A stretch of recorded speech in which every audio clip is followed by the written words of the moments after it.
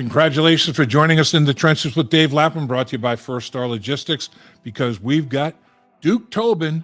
Yes, sir, last year's Executive of the Year. This guy's the Director of Player Personnel for the Cincinnati Bengals, and he has hit home runs, grand slams here recently in terms of personnel. We're talking veteran free agency. We're talking retaining veteran players for the Cincinnati Bengals that have performed well. We're talking draft, putting the bat on the ball, hitting it out of the park. Duke Tobin, he's the man. He's got the answers. Let's listen.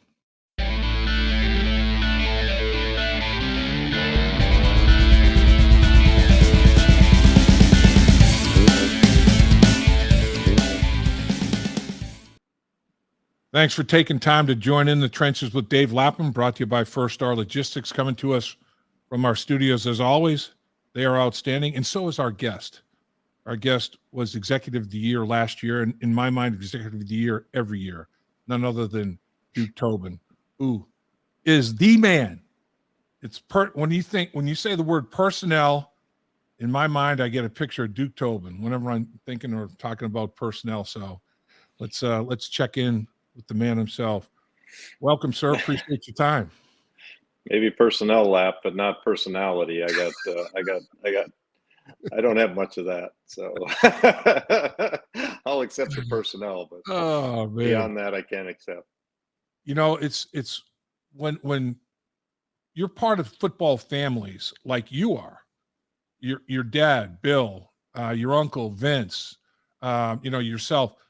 To me, it's a common thread of guys that have had successful runs, and whatever it is, whether it's playing, coaching, front office work, whatever. How big is that to have been exposed to it as young as you were and through your entire life like it has been?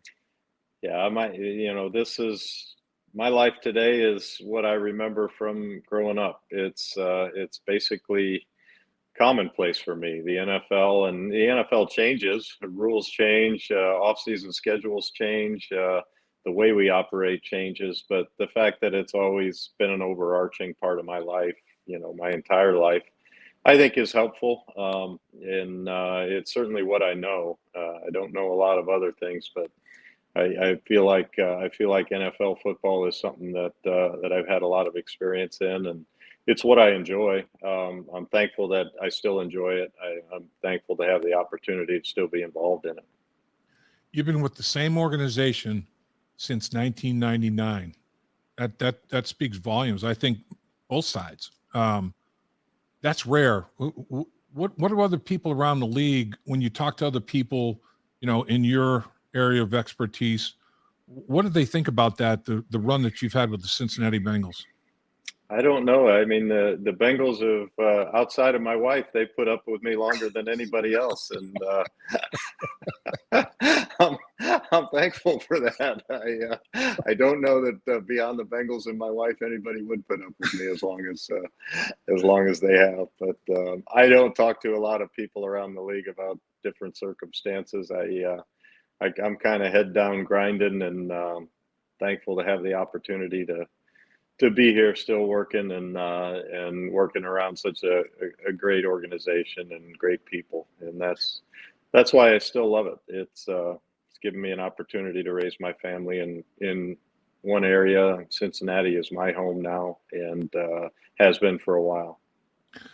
Let's talk about your group. Andrew Johnson, Mike Potts, Stephen, I always screw up his name. Say his last name for me. I'm trying to get you to say it.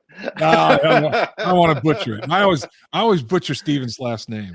Call him Mad Rad. Mad Rad is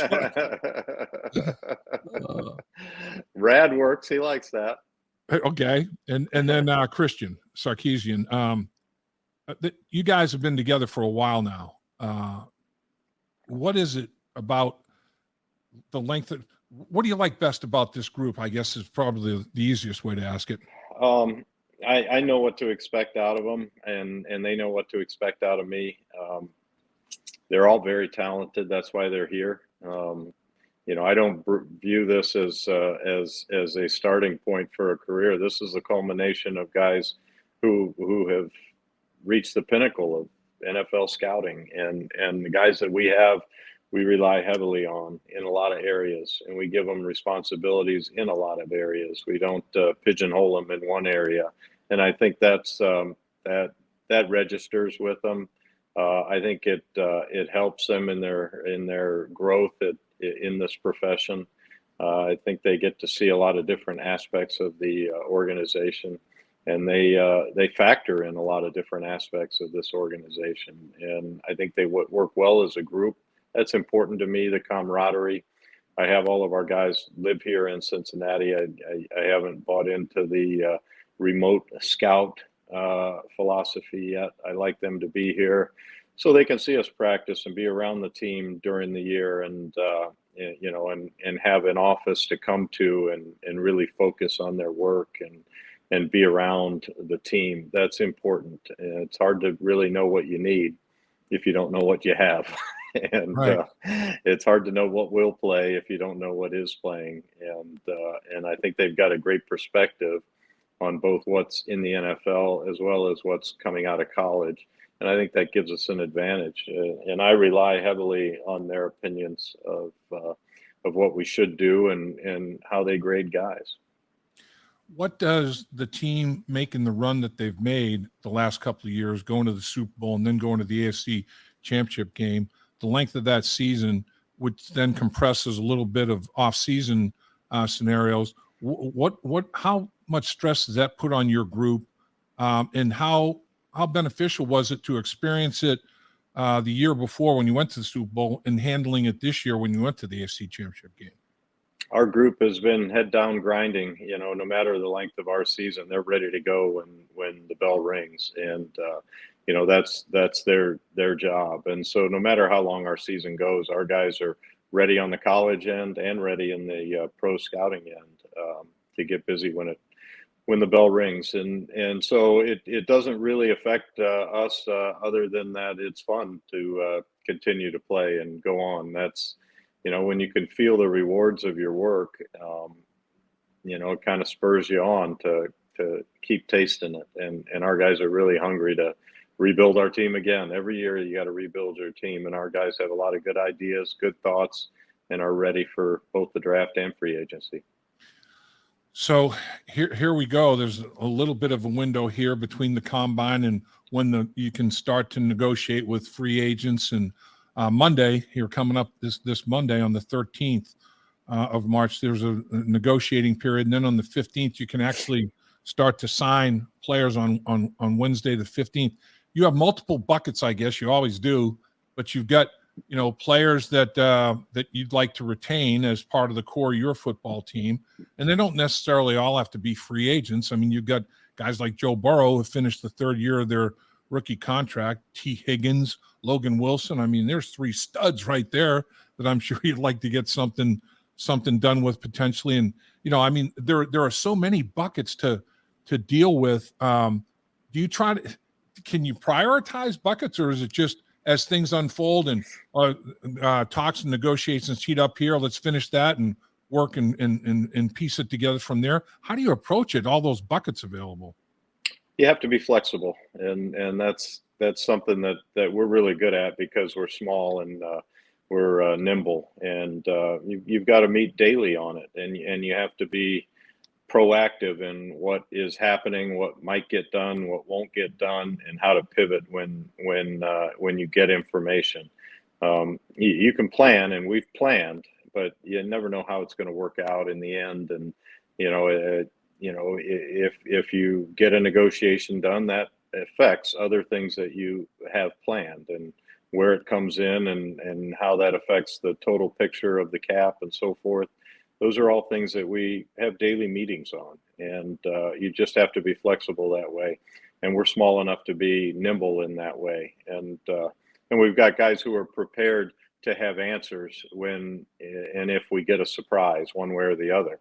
Maybe we get somebody that has an interest in us as the thing goes on that we weren't really focused on, but we've got the assessment done and we know how they would fit. And when the opportunity comes up, we can make an informed decision on whether to go forward with it or not. And we prioritize guys, but we just can't ever know exactly how it's going to unfold when the bell rings. You make an interesting point where, okay, a guy in Cincinnati is now a destination. There's no question. I mean, the Joe Burrow factor, everything else that is going on with this organization. I mean, I do think there's a lot of free agents out there like, yeah, Cincinnati in my top 3, my top 5, top whatever list. And I know you guys spend quite a bit of time, okay, projecting, all right, what's the cap issue with this team? Who might be out there as a veteran free agent as a cap casualty, not necessarily lack of performance or whatever the case may be. Were there any surprises in that area? Any guys show up that you thought, geez, we didn't necessarily think that he might be available, or did it pretty much go according to Hoyle? Well, we have a hard time predicting our own team in off season.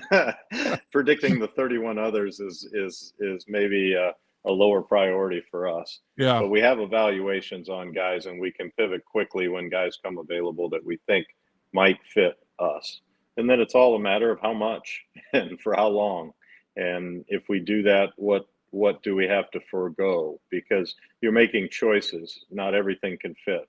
And we have a hard time, saying that other teams are going to do definitely X, Y, and Z. We can see what their needs might be, but internally they might view those needs completely different and might be going in a different path than what we think. And so, number one is you have to be flexible, and you've got to be able to pivot quickly when opportunities come up. One thing that this organization has done is it spends, I guess, cash. There's the cash aspect of it, and then there's the deferrals and all those sorts of things. I mean, from a caponomic standpoint, let's put it in a broader category. Very little dead money. Handle the salary cap about as well as anybody in the National Football League, don't you feel, as an organization? Katie does a fantastic job of keeping us competitive year in and year out. We try not to get a bunch of money going to players who are no longer playing for us. We don't feel like that is a good model to have a good team year in and year out. And so we want the guys that are playing for us to be paid well. We want to spend to the cap and many years beyond the cap in a cash perspective. And over time, we've been, certainly one of the top half of the league, and maybe even higher than that in total player spend as the most recent CBA has come into play. We're going to spend on players. We're just not hoping to spend future year dollars on current year players and then get into a situation where we have a ton of dead money that's not producing for our current team. We want our money to produce in the current season, and it's just a different way, or a better way, in my opinion, of looking at it. But it also keeps us from having to cut guys for unnecessary reasons. We have the flexibility to keep our good players and then approach them about extensions at the proper time. I think that's something that is underrated in terms of when you're out there soliciting veteran free agents. It's like, okay, guaranteed contract is a big buzz now because what Cleveland did with Deshaun Watson and what Baltimore doesn't want to do, with Lamar Jackson and what will the market say? Where will the bar be in terms of guarantees? In my mind, when I look at the Cincinnati Bengals, they pay the contract. I mean, it's like when it's about cash. It's about cash in pocket. I can't believe that the fans of the NFL really care about the minutia of structures of deals. It's about cash in pocket, and it's about how much does this guy get for performing for this team. That's what it's about. And again, the keeping yourself flexible and keeping the dead money low is a positive for all fans of any particular team, because that means your team can then spend those dollars on people that can help you right now in the current. And so again, I can't believe the fans are all tied up on what is the structure of the deal and what might be guaranteed in the third year or fourth year. I think everybody likes to play armchair GM. Typically, when we do a deal, we give a thunderous amount of money up front Yep. in the player's bank account, and that normally doesn't register as much as saying, "Oh, we've guaranteed something in year 3," and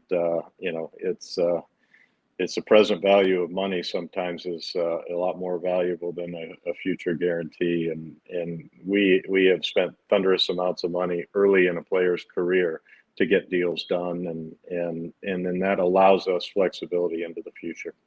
And that's a point I think that agents and players, are going to sit up and take notice of, because, you see the 4-year, $160 million contract. Well, really, it's a 3-year, $100 million contract. It's backloaded, and it's the guy will never see that, the final stages of that contract. With the Bengals, it's just the opposite as you're describing. And, it's like apples and oranges a little bit. And what, I don't know. Again, we don't want to be forced to cut good players that are still producing for us. Right. We don't want to put ourselves in that position. Not that we can never end up in that position, but that's what we set out to accomplish. If a guy is achieving and earning and producing for the Cincinnati Bengals, we don't want to get into a situation where we have to say goodbye to him for the wrong reasons. Yep, cap casualty, not for lack of performance, but because the cap got out of whack. That's a big deal in my eyes, anyway. So let's talk about the draft. You just finished the combine, and the combine obviously, I know you're a huge fan of the combine and what it provides you, not just numbers on athletic ability and a lot of people's it's just shorts and t-shirts, Olympics. You find out the athleticism, but these interviews that you do and finding out the intangibles of players and finding out football intelligence and all that sort of thing, it's invaluable, isn't it? Hey, Dave Lapham here to tell you about one of Cincinnati's fastest growing companies, First Star Logistics. They're currently drafting freight brokers to join their sales team. Apply at firststarlogistics.com. First Star Logistics, opportunity knocking. I think so. I mean, it's a needed event. It's an event that produces a lot of information for us to make good decisions based off of, and getting to know people before you bring them into your building and employ them is important. And the longer you can be around them and the more exposure you have to them, the better you can know them and the better they can know you. And these players, they're wanting a good fit as much as we're wanting a good fit. And so we think we're doing them a service by giving them an opportunity to meet the people of the NFL and tell them what they're all about, because they should want a fit that fits what they do, how they work, how they view football. They should want the same mesh there that the NFL teams are wanting. So I've always thought it was a two-way street. It's an opportunity for the players to get to know the teams and the teams to get to know the players. And so I think it benefits everybody. It is almost there are very few scenarios where not just owners meeting or different categories of front office people meeting kind of deal. The entire league kind of gets together a little bit, and there's a lot of things that are talked about from a football standpoint on all levels at the combine, aren't there? Well, yeah, but the focus is on getting to know the players. Yeah. But sure, there are meetings that go on because people are together. That allows for some camaraderie, some groupthink, and things that are beneficial as the league goes forward. How has the combine evolved, Duke? How different is the combine now than when you first came into the league with the Bengals in 1999? The premise is still the same. The mechanics behind it are a little different. Right. The scheduling behind it is a little different. We've got a TV component and a fan component, and they've done a good job of trying to tie in those components with what we're there to do, which is evaluate the players and have the players get to know us. So those elements are the same. It's interpersonal relationship building and a chance to make comparisons, but also kind of take what you've seen in the film and justify it. And that's a good thing, when you believe something on film and you haven't been around the guy in person, and then you can say, yeah, what I see there is what I'm seeing here. It just kind of cements your opinion, and I think that makes for a comfortable analysis of hey, this is the right guy for us, and these are the things that we believe he's going to be able to do for the Cincinnati Bengals. It is incredible, the athletic ability. When I watched a good bit of it, and the size speed ratios of these guys, big body guys. You got 250-pound linebackers running 4.39. You've got so many players, 4.4, sub 4.4, 40+ vertical, 11 to 12 foot long jump. It's broad jump. It's like, what the heck? It's unbelievable how athletic these guys are, isn't it? It really is, and every year they seem to get a little bigger, a little faster, a little more explosive, a little stronger. It's just the progression and the interest in the game, and maybe the training of these guys beginning a little sooner in their careers. And it's impressive to watch these guys, and it's a great way to compare the different guys in the draft. They're side by side, and it's an opportunity for maybe somebody that has a lower profile or a lower level of competition to get out there with the big guys, with the known quantities, and then you end up sitting in the stands going, gosh, this guy's as good as those guys, even though he played at a small school, and even though he doesn't have the buzz around him.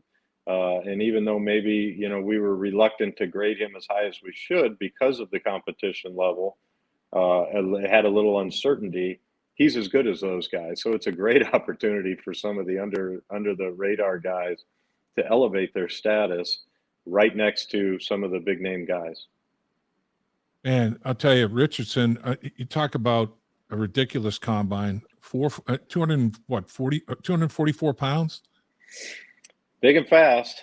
Yeah, Big ran and like fast. Those are things we 4.44. knew about him. You just have to watch him make a couple of the long runs he had this year, and you knew he was fast, and you kind of could see he was big and had a strong arm, and so those were all confirmed. Man, it's a freak show. Mm-hmm.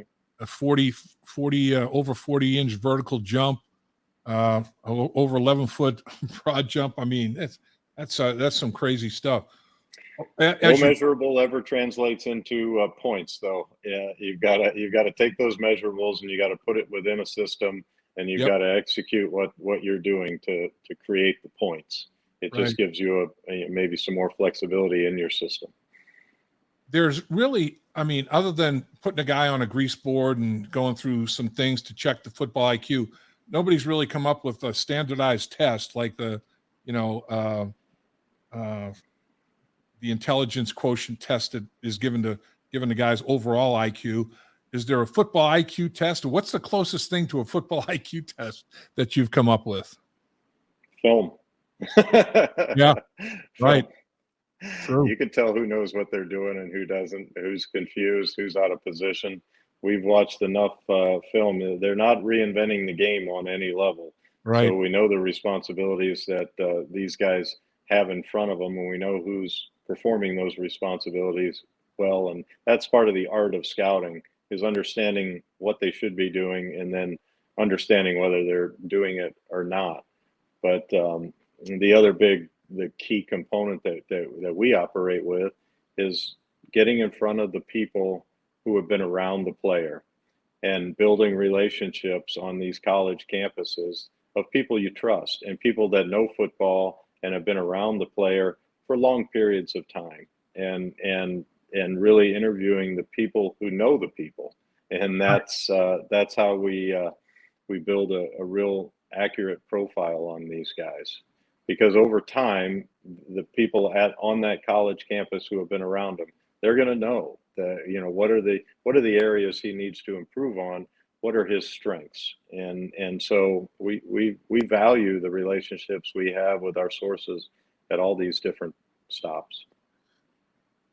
the draft. Every year there are prospects that are going to fit almost every football team. I mean, it's just a matter of some drafts. Your needs may be there may be more depth at position of need than other drafts, and vice versa. When you look at this year's draft, the depth of players at whatever position, how does it hit your needs at this point as you project into going for these pro day interviews and then the actual draft in April? Well, I think there's a lot of good players available at every position. Some positions might have a few more. Just because a position has a few more doesn't mean you're going to get them. You Yeah. know, there could be an easy run on that position. Maybe the rest of the league views it that way too. And it just doesn't, just because one, there's 5 more defensive ends that fit what we do than defensive tackles. It doesn't mean we're getting a defensive end. It doesn't mean a defensive end is going to be the best player on the board for us when we go to pick. Right. But there are players that we feel could help us throughout the draft and at every position. So, I mean, it's an exciting draft. I've never been a part of a draft that didn't have an excitement around it and have guys that you have a vision for. You go to bed at night and you think, well, yeah, if we had him, this is what we would be doing with him. And I think he would fit that role well. We never get married to one guy or one idea, because like free agency, you just can't predict it. And you have to have everybody graded so you can pivot and make the right decisions at the right times. And so it's a lot like free agency. You just got to be very flexible as it unfolds. Are you in agreement that the tight end position seems to be fairly deep this year? I mean, a lot of quote experts, are saying, oh gosh, there's a minimum of 10 tight ends that are going to go in the first 2 days of the draft, meaning the top 3 rounds of the draft. Then, boy, there's 10 cornerbacks are going to go in the first and second round, and there are 15 of these and 20 of these. Do you think the draft does have that kind of depth? I think it does. Beauty's in the eye of the beholder, at every position, but particularly at tight end. Some teams value blocking more. Some teams value guys that can play in a 2-point in the slot more. Some teams want a blend of skills in their tight ends and not just one or the other. Some teams are looking for speed, and other teams are looking for strength. And it's a position that their beauty can be in the eye of the beholder. There's a lot of different types in this draft, and there's a lot of good players, really successful college players. So when you're trying to evaluate free agents and then the draft, and the draft is an unknown because you don't know exactly what will be there from a position standpoint. You have everybody evaluated on your board, and you don't know when the run happens and all that sort of thing. So you're thinking, all right, well, let's just pick cornerback, for example. All right, if I can sign this veteran free agent corner that I have a history of tape, as opposed to this projected, second round corner coming out of college. How do you handle that dynamic in putting your puzzle together? I mean, it's a big old puzzle, isn't it? It is a puzzle. We never limit our options in the draft. Just because we sign somebody in free agency doesn't mean we're going to forego all the options that might present themselves to us in the draft. We want to keep our draft as its own event, and as an event that gives. If you start eliminating position groups in the draft, you're going to find your draft board is incomplete and doesn't get you to where you want to go at the end of the draft. You're going to be out of players early. And so we don't eliminate large swaths of the draft for anything we really do in free agency. But again, your team dictates maybe what the needs in free agency are, and the maturity of your team, where your team is in its building process. Do you have need for veterans that come in and start and play right away? Do you have need for backups in free agency? Do you have specific traits you're looking to get in free agency? But each year it's a little bit different. Sometimes your free agency will be more geared internally, and sometimes your free agency might be a little more geared externally. it all depends on the development of your team and where you are in the building process and who you have on your roster. And so those things change over time. There are years when we've been more active on outside guys, and there have been years when our money and our resources have been focused on locking up our current guys. And so there's always a blend, but the mix changes. Do you think the mix would lean more toward, I mean, you've done an outstanding job externally, the last couple of years and the draft, obviously. You've put the bat on the ball beautifully in the draft and free agency. Do you think that, okay, retaining some of the core of your own internally is a bigger focus than the external free agent part of it for this year potentially? Well, I think the fact that you're asking that question tells me that you have the answer to it. I'm not going to give out any answers to what exactly we're going to do when this thing kicks off. Right. Yes, we have very strong thoughts on what we would like to get done, but it's all to be determined, and I certainly don't want to ruin anybody's suspense on this. So the way that you had built this football team, let's just take the last 2 or 3 years. When free agency, the draft, all of it was complete, and you went to training camp, did you and your group say, you know what? I think we got something here. Did you have that kind of feeling the way that the team was going to? There's not many teams that go to training camp and look over their field and say, "Oh shoot, we're in trouble." There's not many teams that are that way. Right. You bring guys in, you have a positive feel for, you have a vision for, you have hope that they'll develop, and you put them out on the field and you see that hope, and you hope that the team comes together as a team. We're a team sport, and so the most successful teams are not always the best collection of individuals. They're the ones that come together as a team and have good leadership and strong connections and a good camaraderie and strong work ethic. Those are the ones that play the game that we have the best. It's not just the best collection of talent walking across the road to the practice fields. It's what they do when they're out there. And most teams feel pretty good about where they stand, and they have bright hope, and we're certainly part of that. We feel great about, the team that walks across the road there. And I got to get you out of here on this. And, Joe Burrow. Mm-hmm. When you have a quarterback like Joe Burrow, you see all the hassles that all these teams are going through in the National Football League in terms of, what are we going to do at quarterback? Let's find our quarterback. You guys have your quarterback.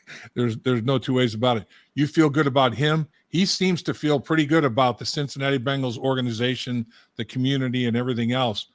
Do you foresee sooner rather than later a deal being struck with Joe Burrow? That's the hope. That's the hope. Seems like you like him okay. Love him. I had my number 9 jersey. It's been a great partnership to this point, and he's been what we want. When we draft a football player, that's what we're looking for. A guy that can come in, produce, build camaraderie, show leadership, buy into the culture and the schematics, bring others along with him. I mean, he's what we had in mind. That's why he was the first pick in the draft. And when you're up there, you want to make the most of it. And he's been a perfect fit for us. And we believe it'll be a long-standing relationship. And when that happens, is when that happens. I don't have a prediction on that. And finally, and I promise, because you have been more than gracious with your time, your coaching staff, guys, got opportunities to interview for head coaching positions, for coordinator positions, from assistant coaching positions, moving up to coordinators, but it's all staying intact, the coaching staff. And Zach has had his coordinators, all 3 phases, special teams, offense, defense, intact his entire career at this point with the Cincinnati Bengals. How big is that to have that coaching staff that has done such a great job intact again? Yeah, all that interest is well deserved. We've got a lot of guys on the staff that are very capable of very big jobs in this league, and they're great with the X's and O's. but they're also really, really fine with the interpersonal relationships and the leadership and the camaraderie building that an NFL team needs. And they are, we're fortunate to have a good staff. We're fortunate that it came together the way that it is, and that Zach had the foresight to hire right guys, to interview right guys, to come to conclusions on bringing the right ones here, and then growing them and developing them. And our staff, like our football team, the longer you're around each other, the better cohesion you can have, and you know what to expect. And it's come together well, and we're glad everybody's back. And when guys get bigger opportunities and move on for bigger and better things, we'll be happy for them. It won't necessarily help the Cincinnati Bengals, but we want guys to progress in their careers and to achieve their dreams. And we've got a lot of worthy guys for sure. Duke, can't thank you enough. Appreciate your time. Appreciate your knowledge. And I know the whole community of Cincinnati Bengals fans appreciates the job that you do. Feel very fortunate to have a Duke Tobin running the ship here, personnel. Well, there's a lot more than Duke Tobin. I'm not naive enough to know it's about me. Maybe I'm the one that gets to sit here and talk about it, but beyond that, it's pretty evenly distributed around the organization. Good luck with the upcoming veteran free agents, the draft. Put together another good one, Duke. Let's go. It's Appreciate it, Lap. Getting Keep closer. up the good work, brother. Appreciate you, sir. Thanks, Duke. All right. See ya. Dave Lapham here, and every day I am grateful for my experience to have played professional football.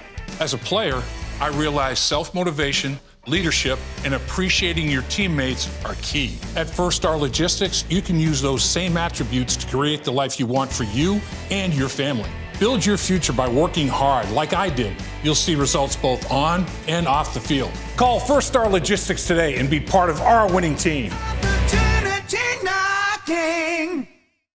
Hey there, everybody. I'm Dave Lapham, and we do a podcast called In the Trenches with Dave Lapham, brought to you by First Star Logistics. And if you want to hit the like button on when you're reserving any video, that'd be a good thing to do. And if you want to subscribe and not miss any videos, make sure you do that, because we are going to try to cover the Cincinnati Bengals every way that they can be covered.